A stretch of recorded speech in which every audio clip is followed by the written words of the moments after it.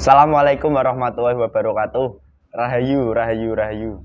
Alhamdulillah para subscriber, para penonton, para pemerhati dari channel Padepokan Gaul dimanapun Anda berada, di alam gaib maupun di alam nyata. Semoga saja semuanya, baik itu dari golongan jin, golongan manusia, semua tetap mendapat kewilujengan, tetap mendapat keberkahan, dan juga tetap mendapat manfaat, baik itu manfaat dari konten-konten Padepokan Gaul maupun manfaat-manfaat lain dari produk-produk Alusa ini yang sudah didoakan oleh beliau Sang Hyang Nurcain Nirwana, yang sudah Anda beli. Semua bisa dirasakan secara langsung maupun secara tidak langsung. Dan senantiasa kami doakan yang saat ini sedang sakit, baik itu sakit medis maupun non medis, semoga saja semua sakit yang dialami para pemirsa beserta keluarganya semua diberikan kesembuhan oleh Allah dengan mudah, dengan cepat, dan juga tidak kambuh-kambuh lagi sakitnya. Dan juga senantiasa kami doakan yang saat ini banyak mengalami sebuah permasalahan hidup, semoga saja semua permasalahan hidup itu diberikan solusi oleh Allah dan nantinya mendapat pemahaman dan akan menjadi sebuah pencerahan hidup ke depannya nanti. Dan alhamdulillah pada kesempatan kali ini kami juga tak lupa menyapa daripada subscriber dari channel Padepokan Gaul yang berada di Nusantara, terutama yang di Pulau Jawa, dari barat, di Jabodetabek maupun di Pangandaran, Lembang, Cirebon, dan lain sebagainya, maupun yang ada di Jawa Tengah, Jawa Timur, semuanya yang ada di Medan, yang ada di Pulau Sumatera lainnya, yang ada di Palembang maupun yang di Kalimantan, yang ada di Ibu Kota Negara Baru, semuanya titik nol, tetap semangat. Dan juga yang berada di Papua maupun yang di pulau-pulau lainnya, dan kami belum bisa menyebutkannya satu persatu. Dan tak lupa juga yang berada di luar negeri, yang di Hong Kong, yang di Jerman, yang di Thailand, yang di Taiwan, maupun yang di Malaysia dan Singapura, semuanya. Semoga saja Anda di sana tetap diberikan kesehatan oleh Allah dan juga Anda mendapat manfaat, mendapat hidayah, dan juga mendapat keberkahan semuanya. Dan mohon izin pemirsa, pada kesempatan konten di malam kali ini, kami dari tim Padepokan Gaul ingin mengungkap daripada sebuah keilmuan yang sangat masyhur dulu di Pulau Jawa ini, yaitu kalau di bahasa Jawanya itu namanya itu geni. Kalau di bahasa Indonesianya itu lidah api. Ludah api, bukan lidah, ludah api. Ketika manusia itu meludah, berarti dia itu seolah-olah mengeluarkan sebuah api yang nantinya bisa membakar sesuatu, begitu. Dan dari golongan apakah yang bekerja pemirsa? Kok sampai ludah yang seharusnya dikeluarkan oleh manusia itu berwujud cairan, tetapi pada kenyataannya ada yang sampai bisa membakar dari kulit manusia maupun bisa membakar sebuah benda-benda. Dan juga keilmuan ludah api sendiri itu juga banyak digunakan sebagai sarana pengobatan alternatif, seperti literasi-literasi yang pernah kami baca di sebuah informasi, baik itu dari handphone maupun dari rekan-rekan yang sudah pernah mengalaminya.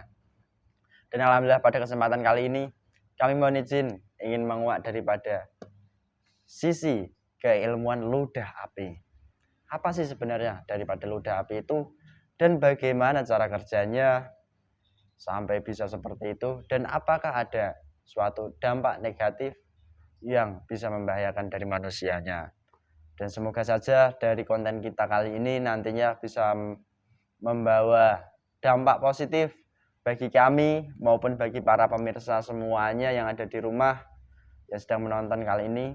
Dan alhamdulillah pada kesempatan malam kali ini saya masih ditemani mediator ganteng, mediator jomblo. Duet jomblo, duet mesra katanya begitu Mas, dengan Mas Hamid. Gimana kabarnya Mas? Alhamdulillah baik, sehat Mas Idris. Alhamdulillah baik, sehat. Ini sepertinya ada sesuatu yang mengintai ini. Sesuatu itu sepertinya Anda sedang diintai para gadis ya, Mas. Diintai kuntilanak kali, Mas. Itu sebuah pertanda sepertinya. Mungkinkah pertanda jodoh yang kelak akan datang, jodoh yang terbaik itu. Amin. Ya itu sedikit candaan di sini pemirsa. Dan alhamdulillah kami sudah siap semuanya. Sudah siap Mas pada kesempatan kali ini. Kami mohon izin, mohon doanya semoga diberikan kelancaran dari awal hingga akhir video nanti. Amin.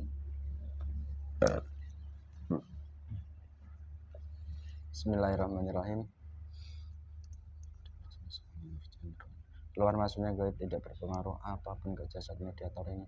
Yang masuk benar-benar yang asli. Yang saya harapkan apabila yang mengaku-ngaku atau jin yang bukan yang asli otomatis akan meledak terlempar dari jasad mediator ini. Sudah semakin kuat semuanya. Sallallahu. Dan menyesuaikan bahasa dan tingkah lakunya. Sallallahu. Bismillahirrahmanirrahim. Salah satu gaib yang bekerja pada sebuah keilmuan yang disebut manusia, keilmuan ludah api, yang diizinkan hadir dan bisa bercerita bagaimana proses ludah api itu bekerja. Salah satu gaibnya yang bekerja, salah satunya yang benar-benar asli, apabila penyusup atau pembohong atau yang mengaku-ngaku otomatis tidak bisa masuk benteng terpagari. Salah satunya benar-benar asli. Tarik ke tansa.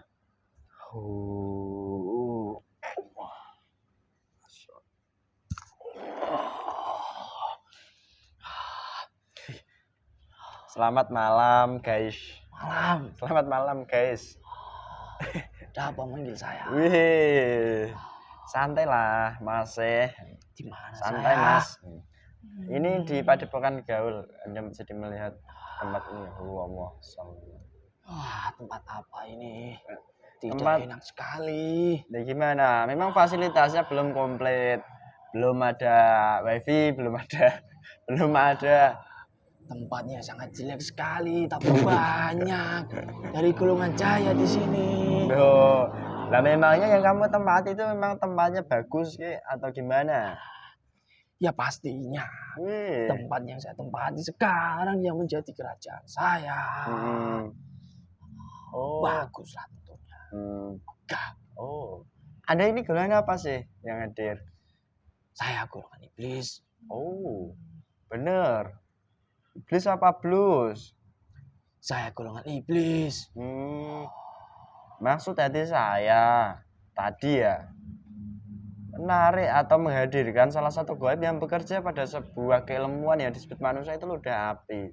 Bagaimana ceritanya kok Anda golongan iblis bisa hadir di jasad mediator teman saya ini? Bisa diceritakan? Ya, karena saya salah satu gaib terkuat yang membantu dari keilmuan ludah api yang ada di manusia yang saya tempati sekarang.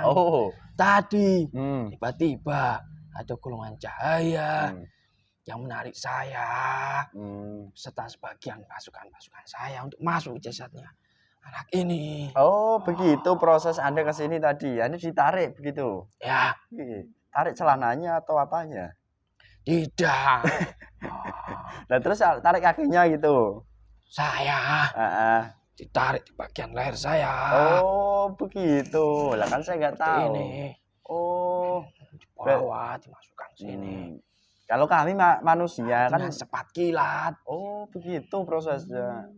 Kalau kami di dunia manusia kan ya memakai pakaian. Misal kami ditarik kan ya pakaian kami dulu.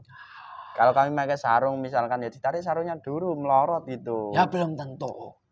Jika yang ditarik rambut kamu yang pakai pakaian kan tidak. Kamu bisa menjawab juga, cerdas juga ini Anda juga. Oke. Sebelum kita lebih panjang lebar, saya mau di sini memproteksi ya. Ya.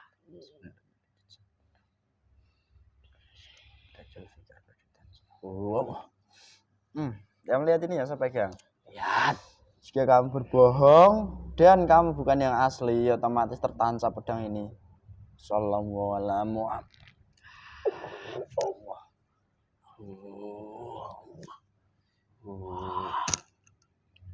Sudah. Pedang itu sangat tajam sekali. Ya, Jangan kamu buat mainan.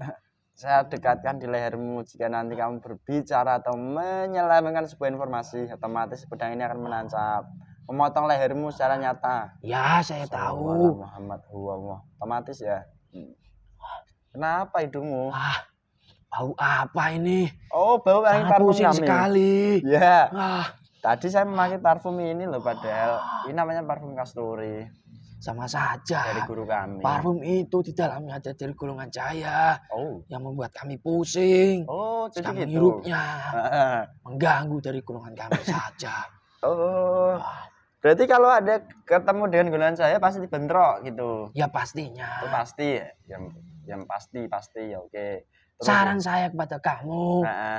jika kamu memanggil semua goib yang masih fasik, tidak usahlah memakai seperti itu. Lalu Kasihan golongan gaib seperti kami. ya sudah, otomatis kamu dibebaskan, tolong jangan disakiti. Sallallahu alaihi wasallam, tidak bisa mencayu apapun ya.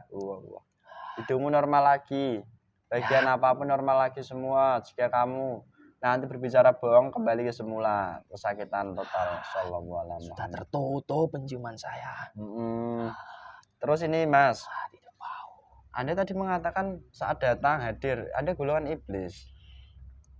Dan apakah Anda punya nama? Punya. Nah, siapa namamu? Kalau. Apa? Kalau. Kolu. Loh, Kolu itu kalau di dunia manusia, apalagi di tempat kami di Pulau Jawa ini, Kolu itu ya nelan gitu. Masa kamu sering nelan-nelan sesuatu? Tidak. Saya kan golongan iblis. Oh, Bebas-bebas saja menentukan nama. oh. Dan kebetulan saya Hmm. membantu dari keilmuan yang bisa dibilang keilmuan itu jarang dimiliki sama seseorang zaman sekarang. Dan keilmuan tersebut pusatnya kan di lidah. Lidah kan mengeluarkan ludah. Oh, lidah mengeluarkan ludah Ya. dan akhirnya jadi ludah yang berbentuk api. Ludah itu kan air. Dan pastinya kadangkala manusia itu kan menelan dari ludahnya itu sendiri. Makanya saya memberikan nama saya Kolu. Kolu. Gitu. Tidak. Ya bercanda lah, santai lah. Mohon maaf, saya orangnya gini celelekan. Saya ini tamu. Iya. Saya butuh Sampai makanan, lupa. butuh minum.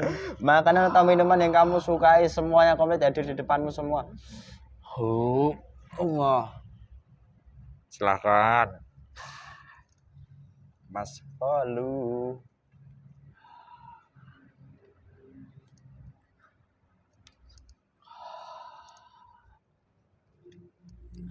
Ya, terima kasih. Mau bertanya apa kamu? Ya, banyak yang ingin saya tanyakan kepada Mas Kolu. Terus saja. Saya tanya kepada pribadi Mas Kolu dulu. Ya. Mas Kolu golongan iblis. Berapa tahun umur Mas Kolu di dunia manusia sekarang secara hitungan? Kalau cara manusia, saya tergolong masih muda. 2.600 tahun. Oh. Saya dulu terlahir bukan dari api, Tapi bukan dari kemaksiatan juga, tapi langsung dari leluhur saya yang berhubungan badan seperti manusia. Oh, dari iblis berarti. Ya. Iblis yang saat itu memang diciptakan oleh Allah melalui api, dan akhirnya Anda tercipta dari hubungan mbahmu dengan mbahmu, api dengan api, akhirnya terciptalah iblis dengan kamu. Dan dari awal sampai sekarang tempat tinggal saya masih sama di jasadnya manusia. Tapi manusia dulu itu kan leluhurnya. Kalau sekarang itu sudah menurun ke cucunya. Oh begitu. Sudah berapa turunan yang kamu ikuti? Masih sedikit. Berapa? 7 atau berapa? 4. Wih, banyak itu Mas Kolu. Terus ini Mas Kolu, loh, setahu kami yang bodoh ini, iblis kalau tercipta itu kan biasanya dia kan bertempat entah itu di alam ya atau di mana. Dan Anda tadi mengatakan mengikuti jasad seorang manusia. Secara langsung lah, Anda terlahir itu enggak seperti manusia mak ceprot, enggak gitu. Bukan. Terus gimana? Ya karena dari leluhur saya. Sebelumnya itu juga bertempat tinggal sama leluhurnya dari jasadnya manusia yang saya tempati sekarang. Oh, jadi begitu. Iya. Leluhur Anda menempati jasad manusia dari yang Anda tempati sekarang, yaitu leluhurnya yang terdahulu di awal ya. Benar. Dari kelahiran Anda tetap mengikuti dari jasad manusia yang diikuti leluhur kamu. Ya. Oh, iya. Jadi paham saya. Walaupun kamu agak bulat gitu orangnya. Ya iblisnya tuh. Makan lagi deh, boleh. Terus ini Mas Kolu. Mas Kolu sendiri tadi kesini mengatakan bahwa Mas Kolu lah yang terkuat yang bekerja di sebuah keilmuan manusia, yaitu di keilmuan ludah api. Bukan yang terkuat, salah satunya yang terkuat. Iya, salah satunya. Oke, terus ini yang saya tanyakan Mas Kolu. Apa? Keilmuan ludah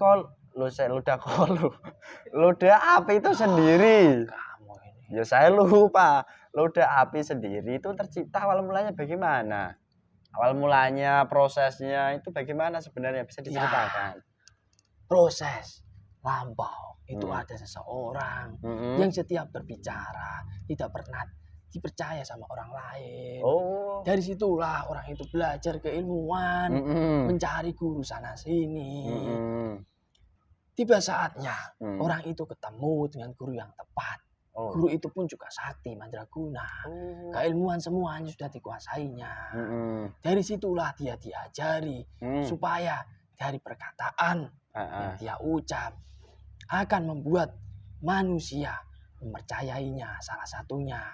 Dan jika ludah yang dia keluarkan sampai terkena dari manusia yang lainnya akan berdampak yang sangat berbahaya. Tidak hanya itu saja, dari ucapannya juga bisa membuat manusia, jika orang itu mengalami kesakitan dan jika manusia itu terkena dari ludah dari seseorang itu akan sembuh. Dari situlah orang itu melakukan beberapa ritual puasa. Kalau dulu itu puasanya 100 hari, puasa tanpa memakan makanan-makanan. Selama 100 hari? Ya. Gak mati, gak meninggal itu? Tidak. Wih. Ya dia kan hanya memakan makanan nasi dan air putih saja. Oh, puasa muteh berarti. Dia juga harus melakukan membaca mantra. Beribu-ribu kali harus dibaca. Dari situlah setelah orang itu berhasil melakukan ritualnya, dari golongan iblis, berjuta-juta iblis akan menjadi kodamnya. Dan kodam itu akan berpusat di pangkal lidahnya. Begitu ceritanya. Akan menguasai secara seluruhnya ini lidahnya. Iya. Dan sampai sekarang keilmuan itu diturunkan hanya dari beberapa orang saja yang bisa melakukan ritual yang sangat berat itu. Tidak banyak orang yang memiliki keilmuan yang sangat tinggi itu.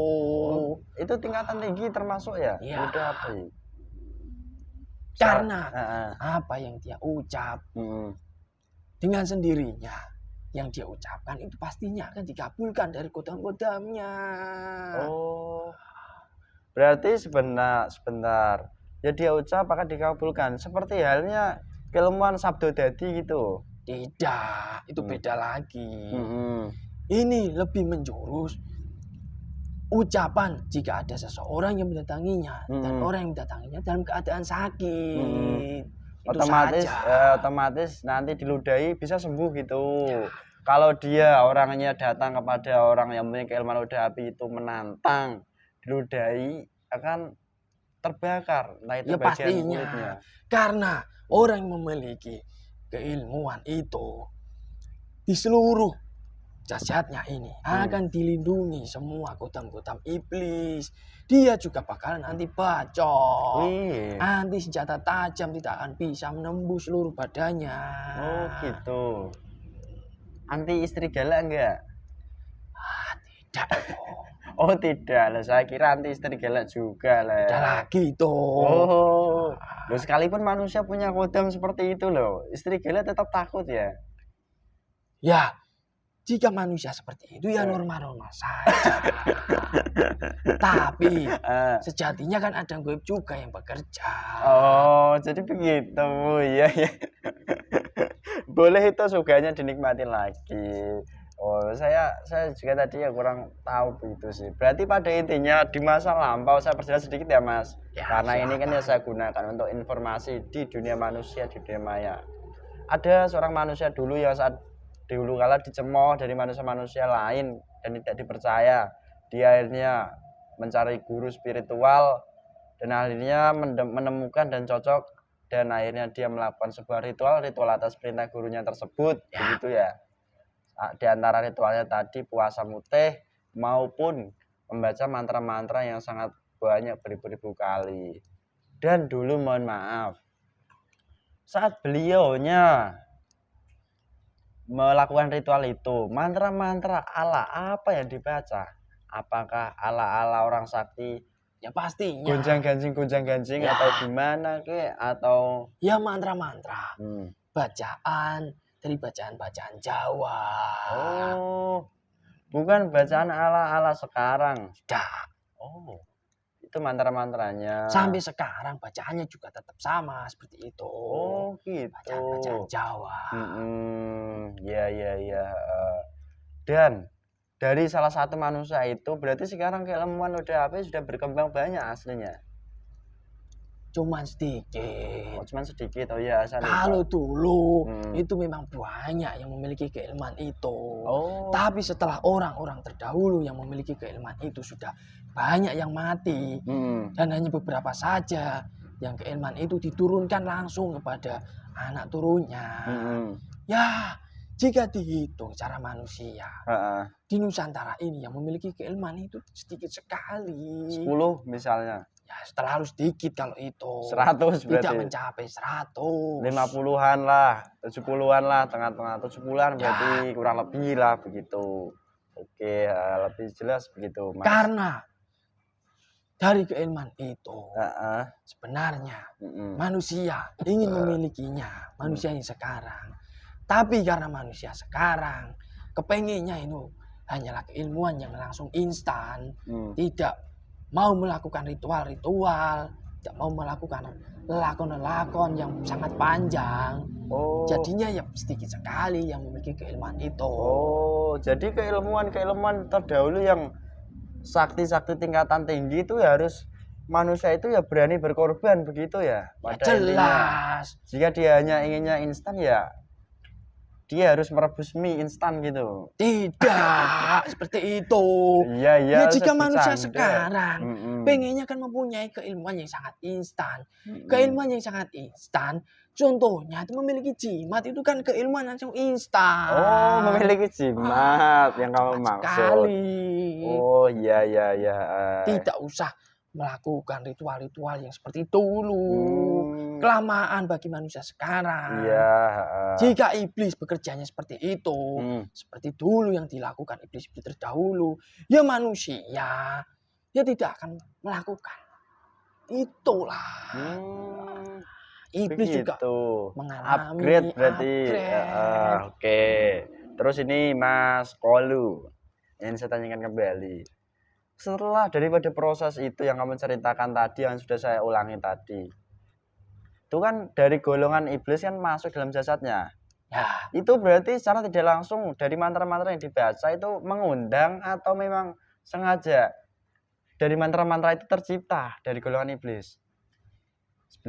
Sebenarnya dua-duanya benar. Tercipta dan mengundang. Ya. Oh, oke. Lalu ini Mas Kolu yang saya tanyakan lagi kepada kamu. Setelah kamu menguasai jasad manusia itu, bagaimana cara proses kamu bekerja hingga yang awalnya ludah manusia itu kan ya cairan. Ya, kok bisa menjadi berubah, bisa menyembuhkan penyakit, bisa juga menjadi api saat digunakan untuk berperang misalnya, atau bertempur dengan manusia lainnya. Itu bagaimana cara kerjanya? Ya, cara kerja dari golongan saya yang membantu dari keilmuan itu.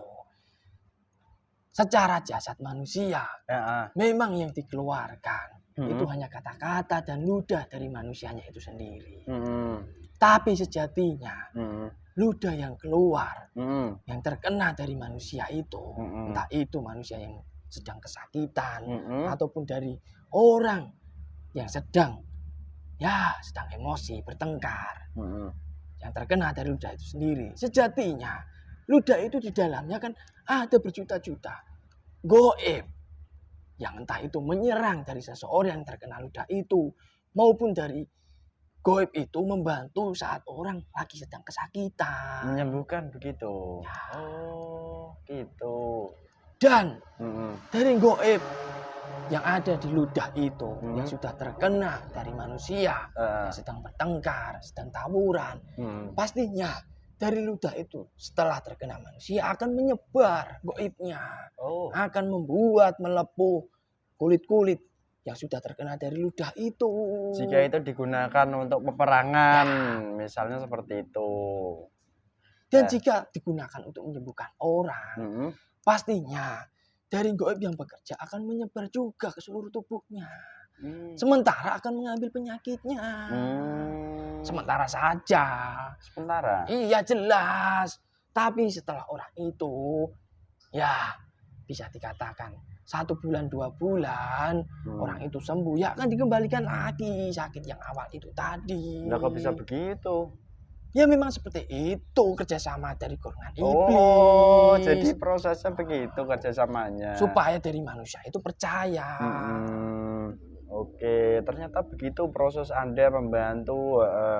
Lalu ini, berarti dulunya saat manusia itu melakukan ritual dan membaca mantra, melakukan ritual seperti itu, Anda itu tertarik ya? Bukan tertarik dan tercipta, berarti bukan ditundukkan di masa itu, tidak ada proses penundukan.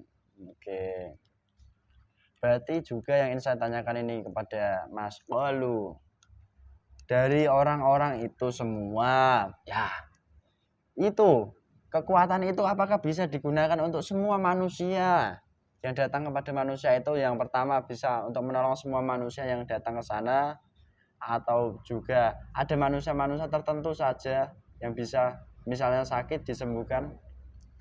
Kalau dari dulu, masa lampau, iblis yang bekerja dari keilmuan itu memang sudah mendoktrin manusia itu bahwa keilmuan itu hanya bisa digunakan entah itu penyakit maupun dalam hal segi peperangan.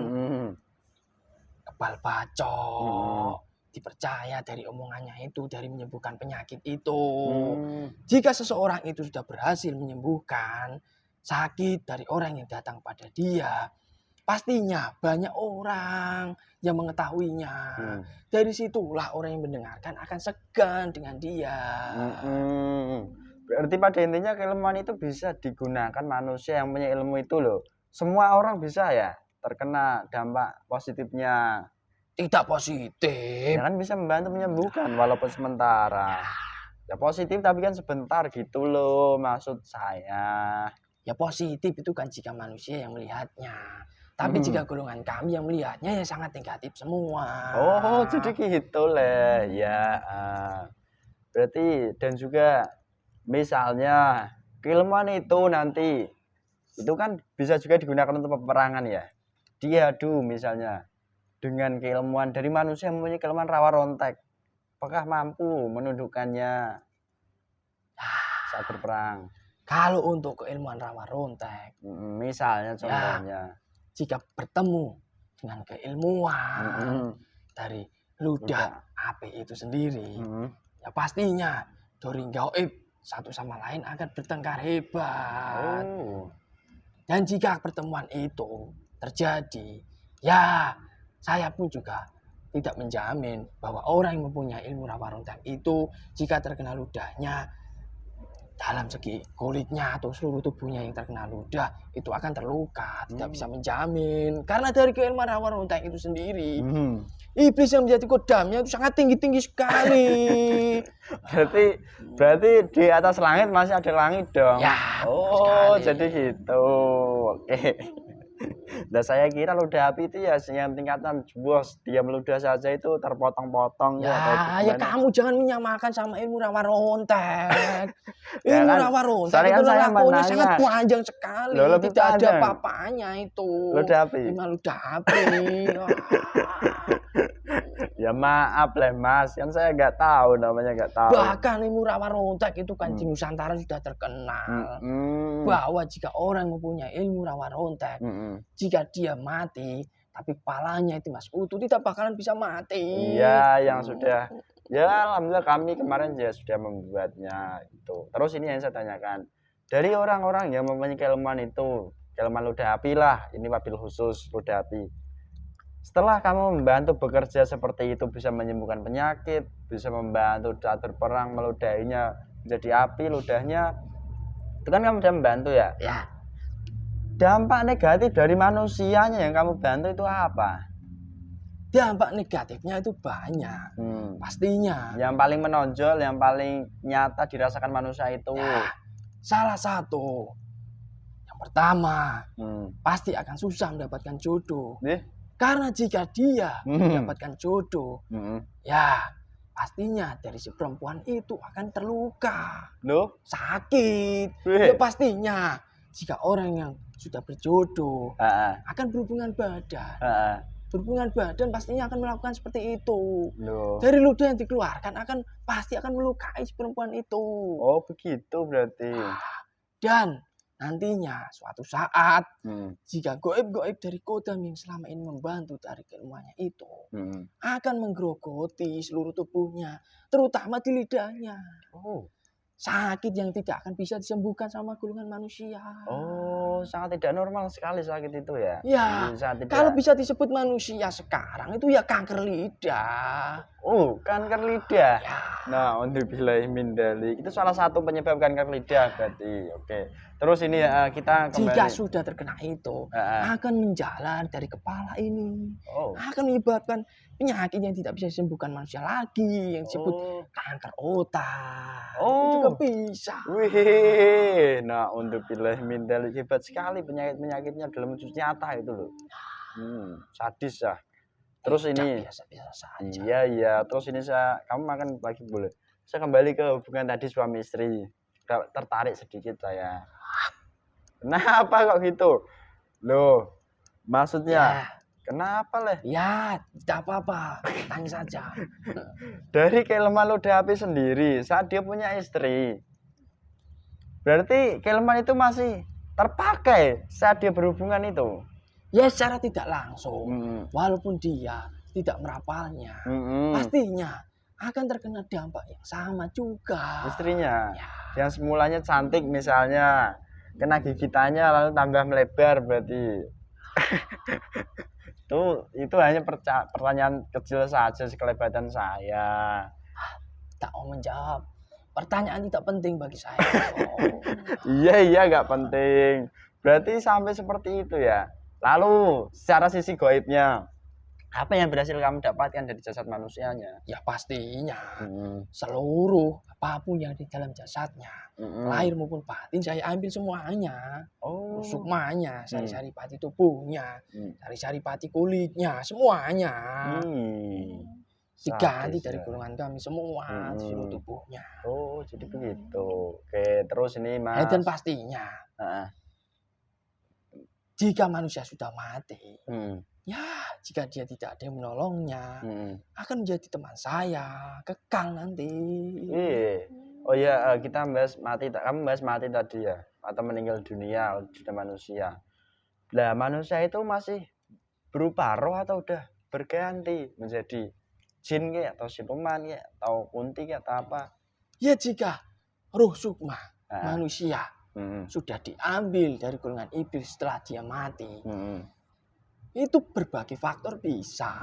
Entah khusus itu keilmuan ludah api sendiri kan itu mengamalkan keilmuan dianya. Ruh sukmanya akan ditawan dari golongan iblis. Ruh sukmanya juga akan bisa juga yang menjadi dari siluman. Juga bisa itu. Siluman apa biasanya? Ya berbeda-beda. Ular, kan dia menggunakan udang.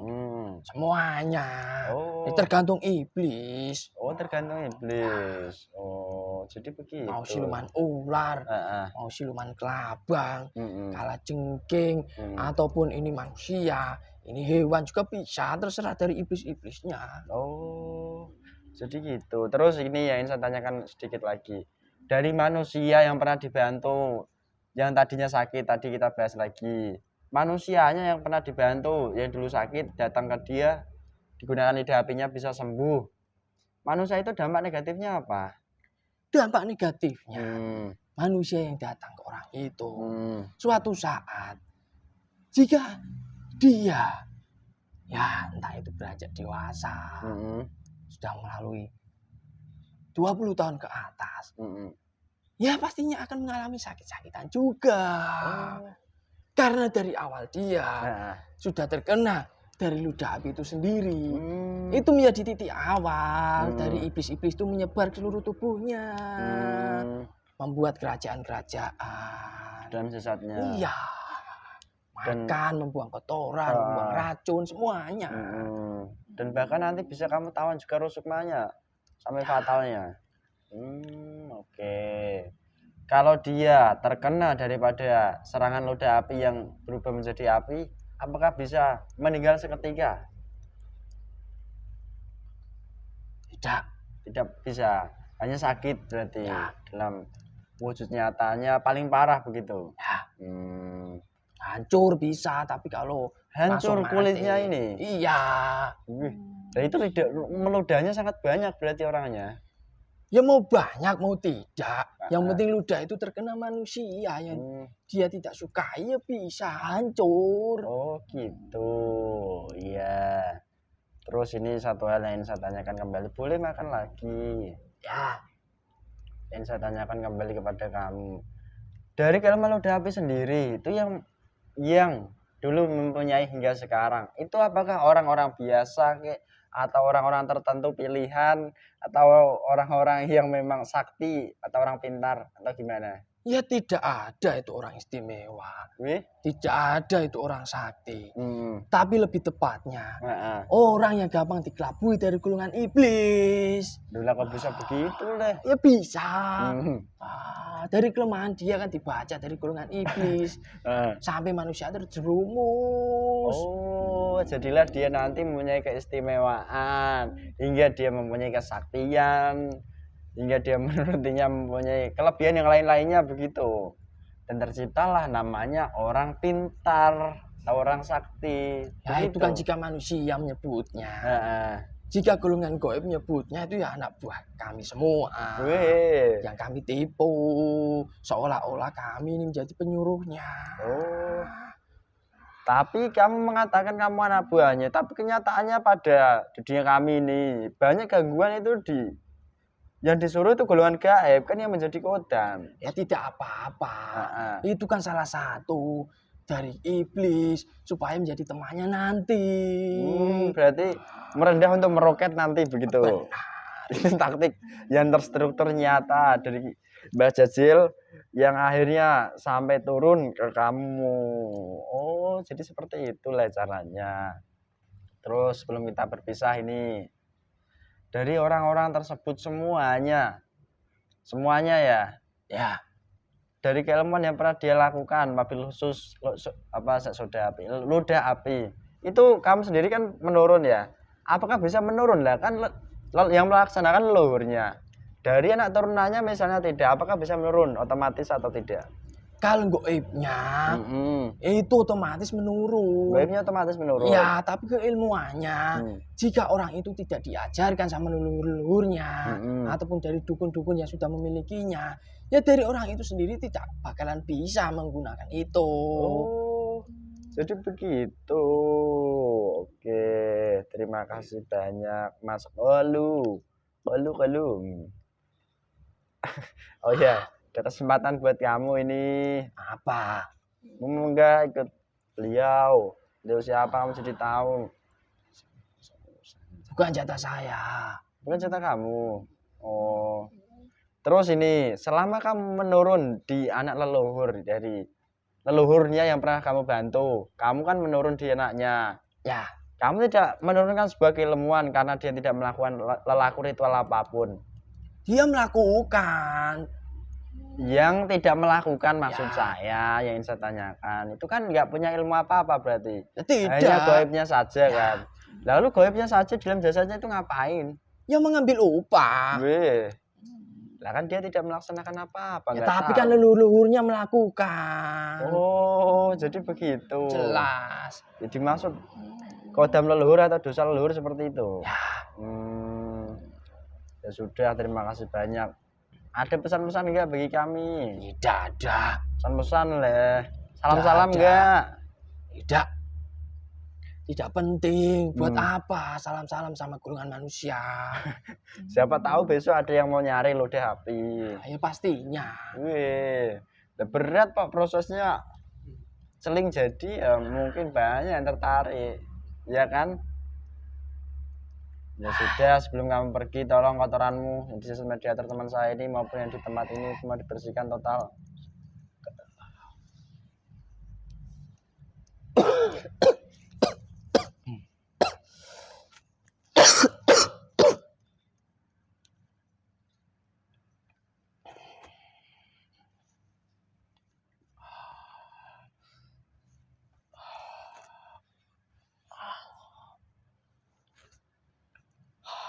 Sudah semua. Sudah. Berasa saatnya ya udah yang oleh-oleh stempel saya ini. Wah, buat apa kamu ngasih stempel ini? Ya, tidak usah bantu lagi leh. Kamu hanya meminta hakmu saja sekarang. Ya memang. Saya hanya mengambil upah saya saja sekarang. Iya.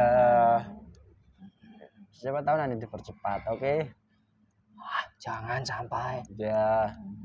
Jika membangkang otomatis ya langsung meledak. Muhammad. Ya sudah, silahkan kembali Mas Galuh. Ya. Ya pergi dulu. Iya, mohon maaf ya. Ya.